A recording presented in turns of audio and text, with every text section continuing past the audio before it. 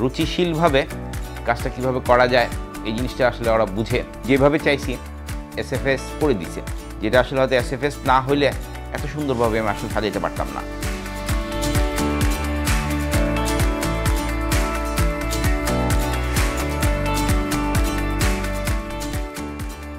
প্রথমে একটা ডিজাইন দিল, সেই ডিজাইনের উপরে আরও ডিটেলসে গেলাম আমরা, দেন 3D করলো, 3D করার পরে পছন্দ হলো আমার। তারপরে ইমপ্লিমেন্টেশনের প্রশ্ন আসলো, বিভিন্ন জায়গায় যাচাই বাছাই করলাম, শেষ পর্যন্ত সিদ্ধান্ত নিলাম যে এসএফএসের মাধ্যমেই করাবো। ওরা কাজটা করলো শুরু থেকে শেষ পর্যন্ত বেশ যত্ন সহকারী। আমার পছন্দ হয়েছে ওদের কাজগুলো, প্রোডাক্টগুলো কোয়ালিটির দিক থেকে সব দিক থেকে ভালো কাজ করছে বলে আমার মনে হয়। কাজের মাঝে মাঝে আমি আসছি, ভালো লাগছে যে না ওরা যেভাবে বলছে ঠিক ওই কাজটাই করছে, কোনো ফাঁকি ঝুঁকি দেখিনি আসলে। যেভাবে যেই প্রোডাক্টগুলো দেওয়ার কথা ঠিক ওই প্রোডাক্টগুলোই দিছে।